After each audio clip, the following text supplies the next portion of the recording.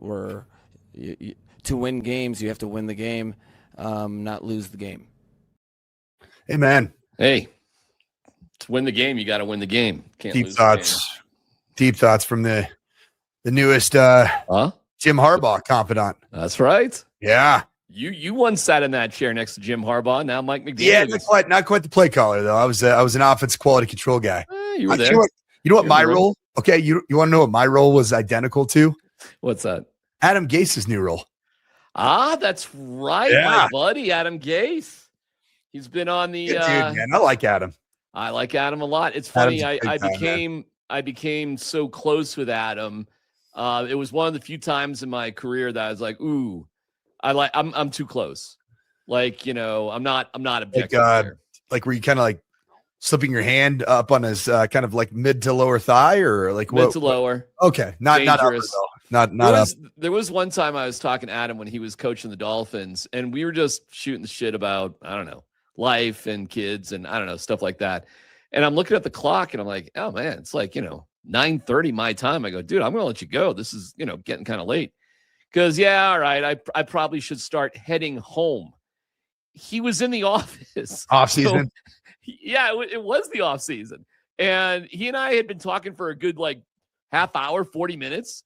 And I'm like, wait a second, you're not home? I thought he was home. The kids were in bed. You know what I'm saying? Something like that. Yeah. And he was like, I should get home now. It's a different world, man. It's a different world, like college football. Okay. Yeah. But I like Adam a lot. Well, NFL football in his case, sorry. So what is he's like an offensive pass game specialist, assistant, no real position or title. And he's been out for 5 years. Yeah, because he got paid. So he's been bumping around. He's got like I said, kids and Joe Vitt is his father-in-law. And, right. I always forget about that. Yeah, so he's kind of Joe's still here, right? Joe's still here in Denver, correct? He was, yeah. I don't know if he still is, but Adam was around in training camp last year with the Broncos, just kind of hanging out, So, but Adam's a good dude, and he's going to go coach the Chargers, and Clint Kubiak is going to coach the Raiders, and up yours Broncos. Here we go. That's what's going on. So, did you have a chance to see any of Clint Kubiak's press conference? I did not. Talk to me about it. He just looks young, man. I mean, all these guys look young. Like Joe Brady, like with his really interesting like hairdo that's like it's got the jagged edges, and then he's got his gold chain, and you're like, all right, Joe, okay, all right, you're the Bills head coach. All right, well, be interested to see how this thing all goes. I think that Joe Brady is competent as a football mind and a football coach. Yeah, that alpha kind of tip of the spear that Sean Payton has. I mean, he has it in spades. Yeah. I think Joe Brady's got some Nathaniel Hackett trait. Oh yeah. And I'm not saying Clint does too, because I like Clint a lot, but he looks so dang young, man. It's like, these are NFL franchises, man. And it's like, well, dude, you got to understand something with Kyle and Clint. You realize I was doing talk radio while they were in high school, respectively, at Cherry Creek and Regis. Yep. They were high school students while I was still doing this at local high schools. That's crazy, man. And then Clint went on to play at CSU, right? CSU, yeah. And Kyle go to college? Oh, you don't know? You want to take a guess? That's UCLA. Trivia. UCLA. No, but it was a big time school and he was a receiver. Not Michigan. Nope. South. Everyone Texas? You get. That's it. Texas. Very good. Okay. There you go. Nailed it. There you go. Huh. Yeah, as a receiver Mac Brown? Texas. Mac Brown was the head coach, I'm guessing? Oh, gosh. That's a good. You got me on that one. I'm not sure. Either Mac or it was probably, who was the guy before, man? Yeah. I mean, you just got to do some math, right? John Malkovich. Remember Malkovich? Dude, you win on the college coaches game if we're going to play that. I lose. Clint Kubiak in his press conference, though, did say we want him to be part of our success going forward. There's no doubt about that. He's one of the best players in the NFL. And Mark Davis said we want him back, too. They're talking about Max Crosby. Max 6'6"? Yeah, Max. What do you think his angle is there, Max Oh, I'm seeing a photo of Clint. Wow, you're right. Holy cow. Goodness gracious. You look so young. Oh my God. Just like it's like Rookie of the Year when you watch the movie Rookie of the Year when he gets promoted. Yeah. After he gets his shoulder fixed, right? Yeah. Then all of a sudden he's a major league pitcher. You're like, yeah, sure. Broke his arm. It reset. Yeah, got reset. 100-mile-an-hour heaters when he was 9 or whatever he was. I think Max Crosby. We've lived this movie a million times, right? It's the Myles Garrett movie. You think that's what it is? Yeah, simple as that. Simple as that. It's I would trade him. I don't know why the Raiders would even keep Max Crosby, to be quite honest with you. Listen, if they're not going in there, defense, right? They need but you'll get them. They got like $90 million of cap space, dude. They are. I think they're. And they have good young talent, man, at a few positions. And they got a bunch of draft picks, and they're gonna get Fernando. Like I don't even know why you need Max Crosby if you're these guys. So did I don't even know. I didn't have a chance to see if Clint talked anything specifically about the first pick of the draft. I'm sure he did. Yeah, he did. He said we're looking at everything. Like he kept it like, he kept it like absurd. You know what? I'd be stepping up there and be like, Fernando, we're an ABBA song. Like, bring here. I'd have a shirt of him. I would leave it like Sean Payton wants to talk about Bo Nix's ankles. Like it's a definitive thing. Like this job. I'm coming back up here to make sure you understand it's Fernando. If I was Clint Kubiak, I would have just begun my press conference by pulling out an authentic Cuban cigar and say, exactly. You know where this one was made right here? That's right. Do you realize that I brought this in to smoke to start my presser out? It's a Cuban cigar. That's right. You guys can figure out where this thing's going. That's right. Hey man, build it all around the quarterback, man. Build it all around the QB. You know, somebody was giving me a hard time the other day about Sam Darnold, like, because my QB philosophy has you moving up and taking a quarterback as high as you can. And I won't bore you with all the details. You don't like that. I know your QB philosophy does not include much wiggle room for the likes of Sam Darnold and Baker Mayfield. No, not as a strategy, because going for these quarterbacks as free agents as a strategy, you end up like the Pittsburgh Steelers for the most part. Now, I'm not saying, listen, man, there's exceptions, Mike, to every single of course. Rule, okay? So you can find a second-round quarterback, Jalen Hurts, that's won a Super Bowl. And by the way, I don't find winning a Super Bowl an appropriate metric in developing a quarterback, because only 4% of quarterbacks drafted in any round ever, I looked this up, 4% drafted in any round ever have won a Super Bowl. Interesting. Okay. What you want, though, is a quarterback who can compete and gives you a chance to win a Super Bowl. That's what's way more important. Now, winning a Super Bowl, Coach, in my opinion, establishes legacy for the individuals. And perhaps for a team like the Seahawks, what you've done with Darnold absolutely gives you a marker in history. But that is not a sound philosophy in how to acquire a quarterback. Oftentimes, most times, acquiring quarterbacks in free agency is a last gasp, a desperation play. And I got 10 million examples of that. But hey, man, good for the Seahawks, right? Good for their coach, who's a defensive coach. Good for Sam Darnold, who is the first quarterback in that unreal class of 2018 to win a championship. That goes along with 3 collective MVPs, Lamar Jackson and Josh Allen, and Baker Mayfield, who's, I don't know, $40 million a year, whatever he makes. Like, what a quarterback class. I don't know the next time we're going to see one of them, and we'll see if Bo Nix's class is like that. How high was Patrick Mahomes drafted? 16? Yeah, 16? I want to say it's something like that. And they loved him, by the way. Yeah. The Chiefs, if you go back in their history, because their original draft pick was like later, because they had Alex Smith. They were a good team. They were fine. They loved Mahomes. And a lot of people, I think, discounted him because he played at a college football conference that literally had no defense. Well, yeah, and he also he never won anything of consequence, and he turned the football over a ton. Yeah, a lot of like fake, phony Big 12 numbers with Texas Tech, right? Like, you can't really tell what's going on down there. But they loved him. They absolutely loved him, and they moved heaven and earth, just like the Bills love Josh Allen. He was 10th overall, man. Yeah, and the Chiefs did a mass. I think they moved up twice to get him. Yeah, 10th overall is pretty dang high.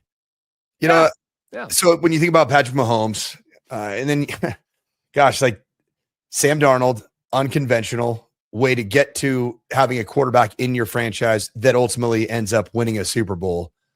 You would say Peyton Manning in the Denver Broncos, very unconventional. And very lucky. You realize Peyton had no feeling in his hands, neck, the whole thing. I mean, that could have been a complete disaster. And don't forget, he was acquired because Elway hated Tebow, and Tebow got him to the playoffs. So the Broncos were drafted in the 20s. Like, they were just screwed. Again, like the Steelers. The numbers, okay, so the things that you don't like. Well, it's not that you don't like it. Your quarterback theory is probably best practice is to commit to the drafting and development of a quarterback, and if it doesn't work, then do it again. Rinse and repeat. Rinse and repeat. Do it again. However, rinse and repeat. Would you agree that Patrick Mahomes falls into the category of go get him? Absolutely. 10th overall pick. You move mountains to go get him, and then you developed him. You had a good plan for him. Great. I mean, he is that is probably the chef's kiss of Darren McKee's draft strategy. It's pretty amazing because the development of Mahomes too wasn't rushed. He basically took a redshirt year. It was, and while he took that redshirt year, they went to the playoffs with Alex Smith. So it was impressive. We'd say that probably two of the greatest of our lifetime, like our where we were contemporaries, would not have fit your strategy, correct? Well, Tom Brady was just luck. Tom Brady, that's where you're going. And then, like I said, Peyton Manning is a Bronco, but Peyton Manning is a Colt. Peyton Manning as a Colt was the first overall pick. So he was the first overall pick, and you developed him. You threw him to the wolves. You supported him. You stayed by him, and he wins a Super Bowl. Oh, eventually, it took a long time, but eventually. Yeah. Would you say that? Obviously, Sam Darnold does not fit that mold at all. Aaron Rodgers did not fit that mold at all because he was a late first-round pick. Yeah, I'm not a fan of taking quarterbacks in the 20s. I mean, it can work out. It's worked out for your guy, Jordan Love, for sure. It worked out for Ben Roethlisberger. It worked out for Dan Marino. It worked out for Aaron Rodgers. There's always exceptions. And then what was Lamar again? Lamar's like 30? Lamar 31? was, yeah. But there's only been 3 quarterbacks ever drafted in the 30s. How about that? In the first round or in the 30s first round? period? No, in the first round. Yeah, because like my guy, Deshaun Kaiser from Notre Dame that I coached was drafted first pick overall in the second round, similar to that of Drew Brees, which is Drew Brees and you know, you got to put things in context. Like, you got to look at things with the CBA, okay, and the contracts, right? Because that does change a lot of things. Last 20 years ago is very different than today. Yeah, it's not fair to compare that. It's just a different world. Well, yeah, you used to have to pay quarterbacks in the first round before the CBA. Correct. Some of those guys were getting John Elway was made fun of because of his contract, or he was, that was the pressure was on. He was in the pressure cooker because his contract was so high compared to everybody else. He was not slotted because they didn't have that. There was no slotting until 10 years ago, 8, 9. Well, no, it's for $1 million, and he was the highest paid player in the NFL. Yep. And he was hated because of it. Yep. Hated. Sam Bradford kind of broke the bank on that because he got kind of a ridiculous amount, and they were like, "This is dumb." When his body kept falling apart. Well, and they changed everything, so you're slotted into a certain amount of money depending on where you get drafted. It makes way more sense, and it's a huge benefit for a team now to go get that quarterback, and it doesn't kill you if he doesn't work out. Nobody you're not lost forever because you never broke the bank on the guy. Yeah, it didn't work out. All right, whatever, rinse and repeat. You move on. You can easily do that. The greatest thing about the NFL, Coacher, you can go from a 4-win team like the Patriots playing in the Super Bowl if you do a bunch of things right, if you do things the right way. It's why football rules. It's why football is so good over all the other sports. What I would also say right now is the reason that was one of the least intriguing Super Bowls in a while was that it lacked any one of the established alphas at the quarterback position, correct? Yeah. There haven't been many of those Super Bowls in the last 20 years. I'm trying to think, do you consider Jalen Hurts an alpha? Well, but he was competing against Mahomes, right? He was playing against Mahomes. Yeah, right. Good point.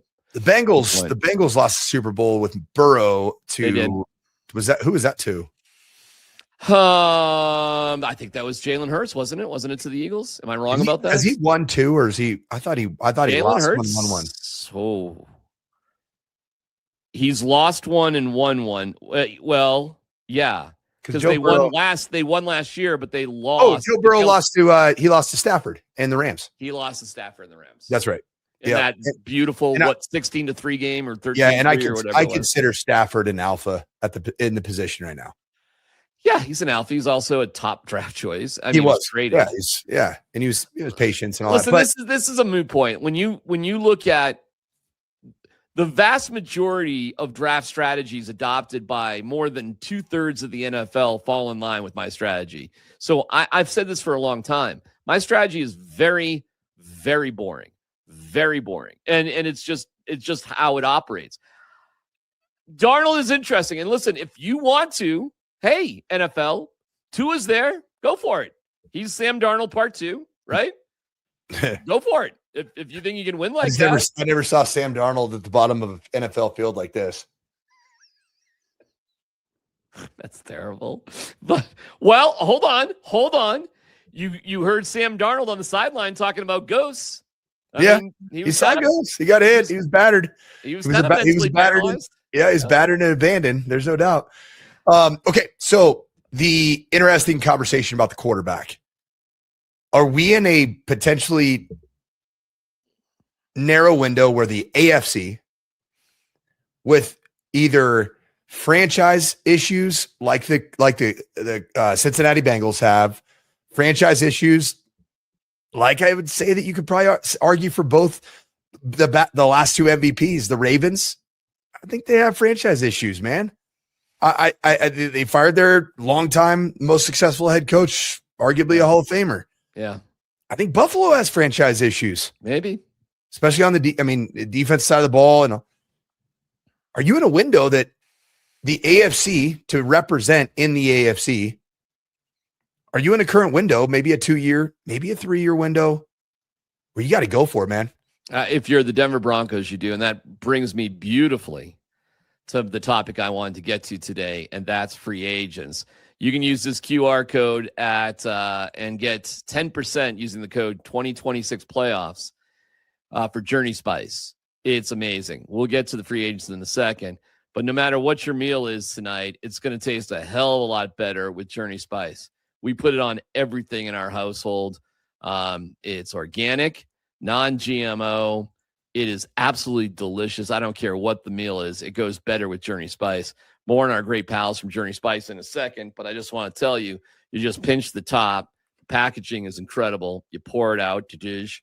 And if I'm not a klutz and drop it all over the place like I predicted I would, it's resealable and easy to do. And just because I struggle with it doesn't mean you can't do it. It just means I'm an idiot. Dad gum arthritis. Remember that commercial? I do remember that. Arthritis. And the new packaging, you can actually see inside. And it's all better for the earth because it's not stupid plastic. All right. Thank you, Journey Spice. Thank you, Journey Spice. Okay. There's the top 100 free agents out on ESPN today. But I want to talk about this dude right here, Breece Hall. The guy. And man of the hour. He is, according to Fox Sports, top 100 free agents. Number 12. Number 11. Oh, cool. That was a good guess. Wow, that was just a guess? Yeah, total guess. That's impressive. Breece Hall, he's at number 11, according to them. They predict he'll re-sign with the Jets. They put his price tag north of $10 million a year. He is just 24 years of age, and he is a football playing Jesse, as they say. I love it. Talk to me. What's your interest in spending 10 to 12 million on Breece Hall? My interest is spending upwards of 13.5. Guarantee the signing. You're good with it. I think there's arguably no team where Breece Hall would be more impactful for the success of that team than for the Denver Broncos. And the reason I say that is if you look at the track record of Sean Payton he only commits to the ground game if he likes his runner. He did it this year. Did it with J.K. Dobbins. He liked his runner until his runner very predictably ended up getting injured. And that was what happened with J.K. Dobbins. Breece Hall, he has not been ridden hard and hung up wet to dry. This is not a highly leveraged, highly used running back at this stage of his career. But he's a productive back. He's been a part of some offenses that were, frankly, as bad as you can imagine, where he was all that team had that you could count on was Breece Hall's ability to run the football. And yet he just continued to find production and stay on the field. He is healthy. He's able. He can hit the home run. But most importantly, man, he can consistently hit the singles and doubles for a Sean Payton offense that's desperately looking for that back. You know what it fits well into? RJ Harvey. I don't think you're an RB1 in this league. I don't think so either. No. And I don't think Sean thinks he is either. I think there were some signs as the season progressed. But he could very easily end up mastering RB2, which is pass catcher, screen guy, gadget guy. Yeah. Able to utilize in certain personnel packages. But Sean, he's not going to commit to running the football unless he loves his runner. And that runner, which we learned this year, has to exhibit the most important trait of NFL running backs, and that's availability. Yeah. And that's what Breece Hall to this point has been. And so you should bet on it. Breece Hall tweeted a couple days ago, "Hope I get to experience football on this stage," referring to the Super Bowl. "Everything on the line. I'll get there one day. I know it." That to me sounds like a guy who wants to be on the move away from the Jets. Sounds like he wants to be in Denver.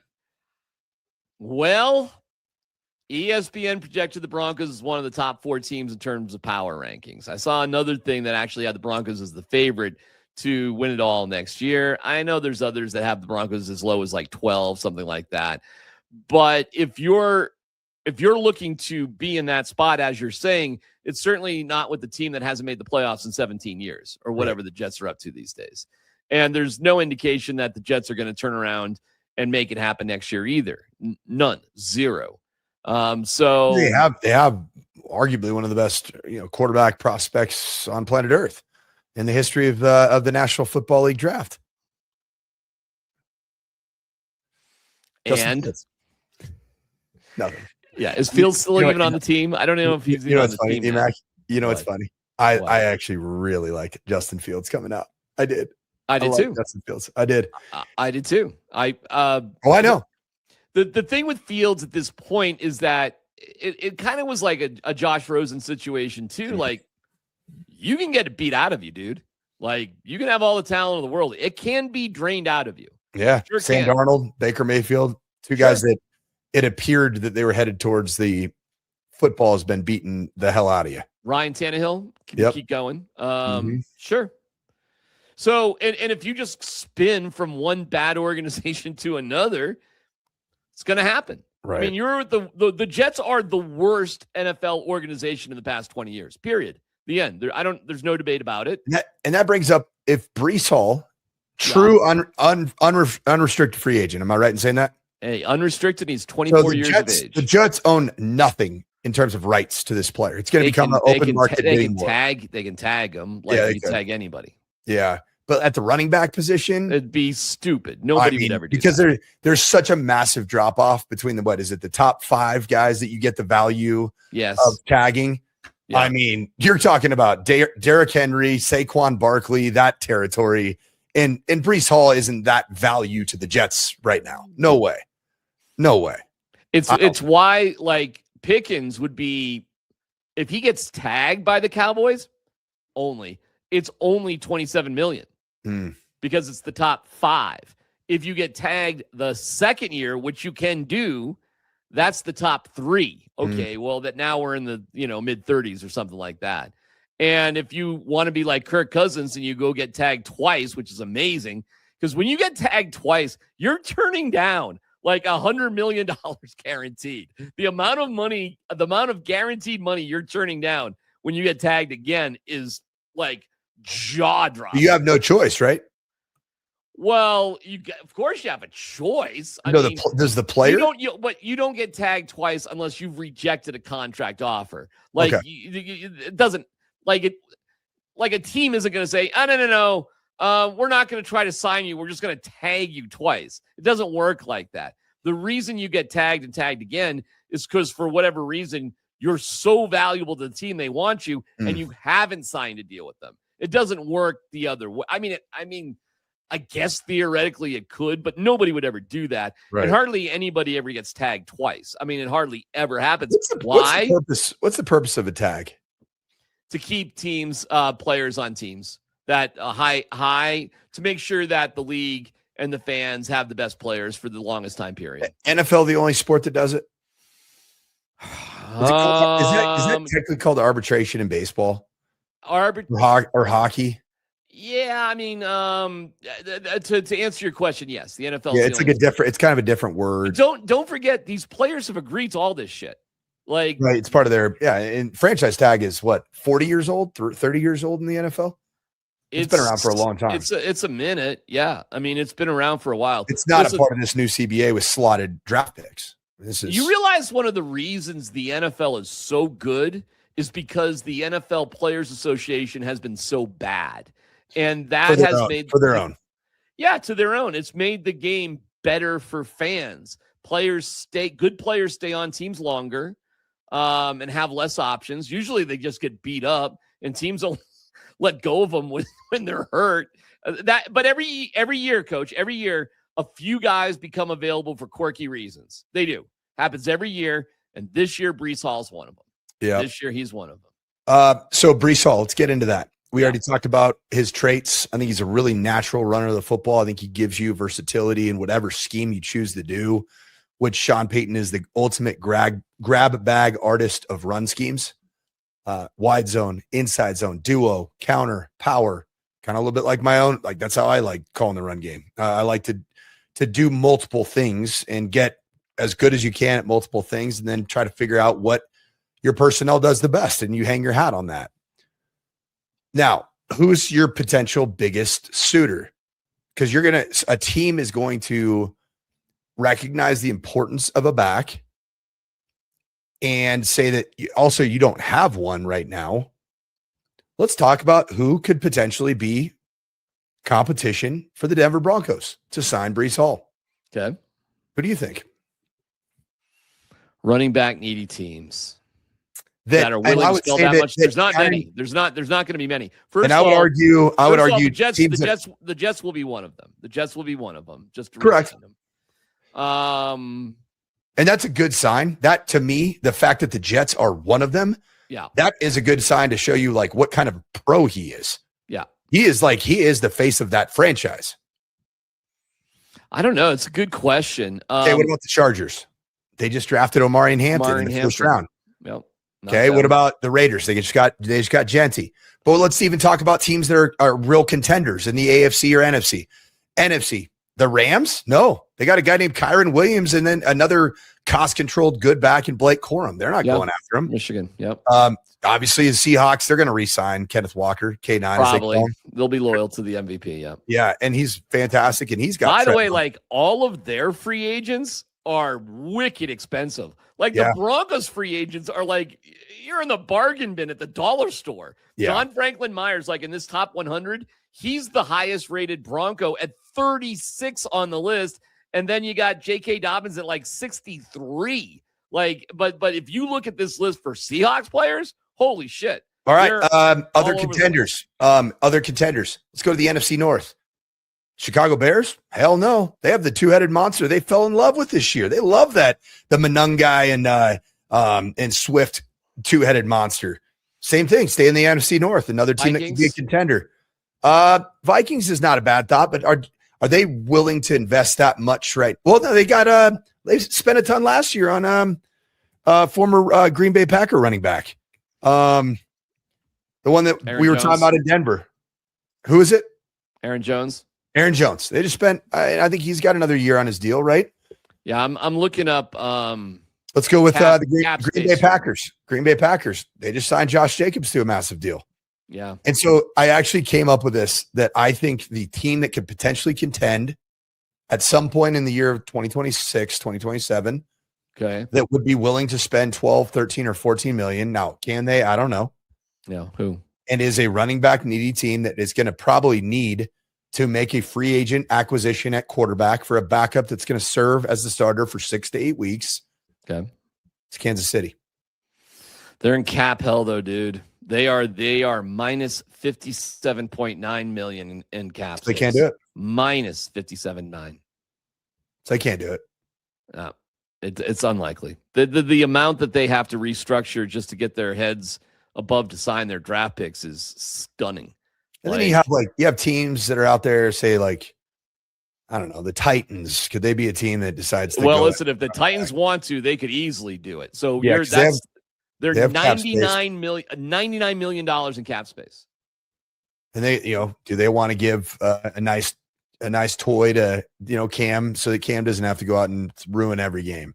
If they want anybody at this point, it's going to be hard to compete against the Titans if it's just down to money. And Tennessee's a cool place, man. They're building a new stadium. Yeah. They got Broadway right there. Like, Tennessee's cool. Like, and they got a good quarterback, I think.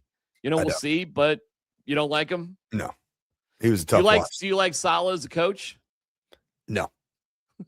Well, then it's a bad situation. But they can overpay. I love him as a D coordinator. It's fantastic. They got a lot of money.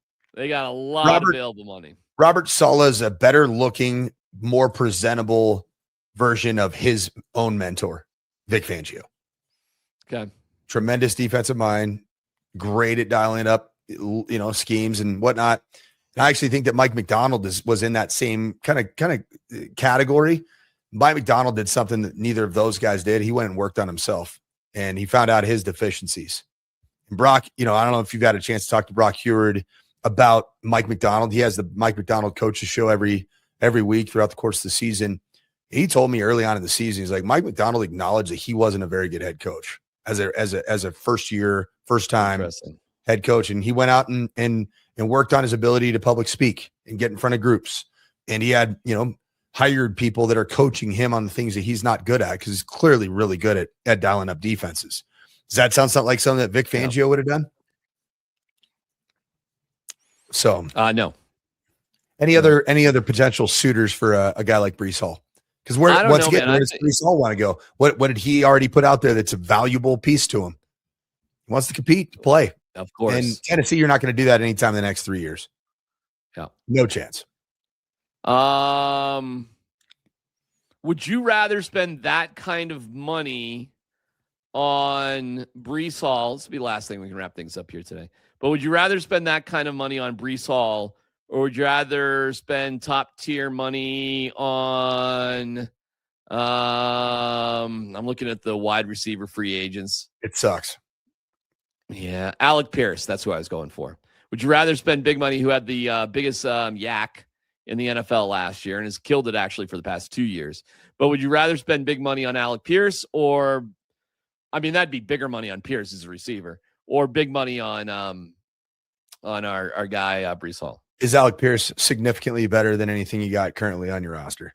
He's more dynamic. He's more dynamic than anybody you got. He's better at run after catch, yards after catch. He's more established. He's an interesting player because he's got good top speed, got good long speed, kind of like Troy Franklin does, but better known pass catcher. So his run after catch is different than what a Sean Payton run after catch guy would be.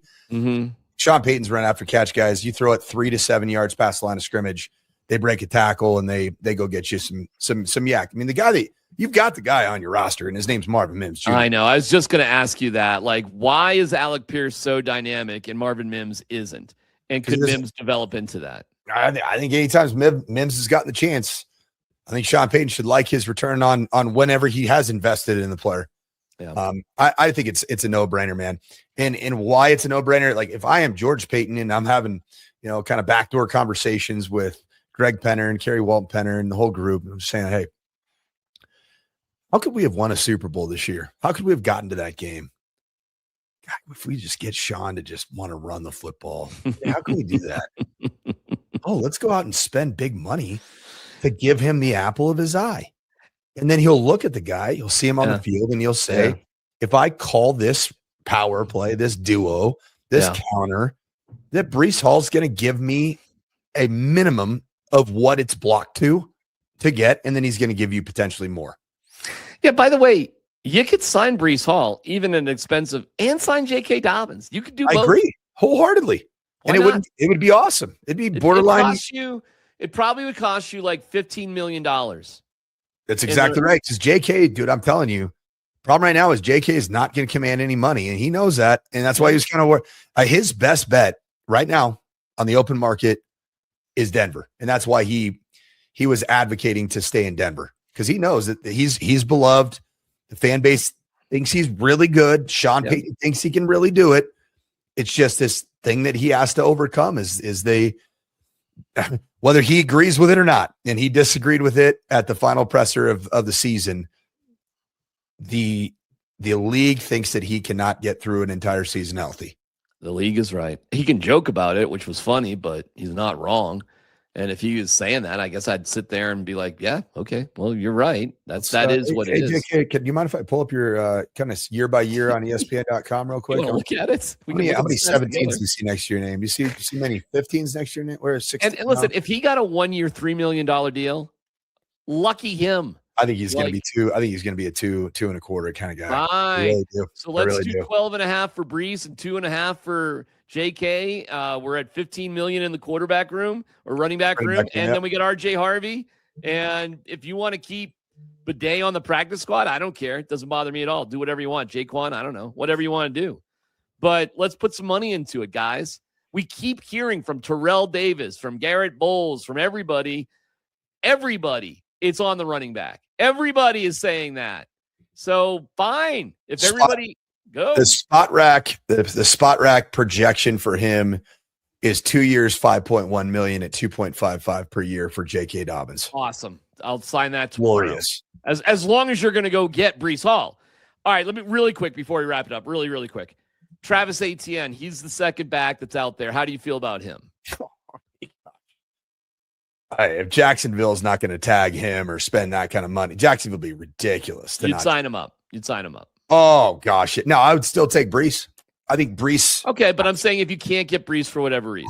I think Sean would love him some Travis Etienne, man. Okay. Gosh, I think he would just salivate over his. Is this like a no-brainer right now? Is this seriously like a no-brainer for the Broncos? It's even more of a no-brainer right now because of who your play caller is, man. He you look back at the history and when he has a former Heisman running back or a first-round draft pick running back or Alvin Kamara, dude, he will run the rock, man. But when he feels like he's got, I got Audric Estime, Tyler Bidet, not as motivated. Well, he'll hand the football off to a running back 7 times in a game, and how many times have we seen that? And the Broncos too, as a franchise, case in point, who won the last 2 Super Bowls? Eagles and the Seahawks. And how offensively, what would you say was the kind of the shiny object that's made them a bit different? Who, the Seahawks or the Eagles? The Seahawks and the Eagles. What offensive piece made them a little bit different? They had dynamic receivers. I mean, but they Saquon Barkley and Kenneth Walker III that won the MVP. Yeah, okay, fine. But I mean, JSN was pretty. Was pretty. All right, hold on. But look at. I'm talking about the Super Bowl game. Let's talk about the Super Bowl game. All right. I mean, you're talking about one game. Okay, fine. I mean, both guys were pretty unbelievable the entire season. Because why? Why can they be unbelievable? I'm not fighting with you. Because how was Philly built to win the 2025 Super Bowl?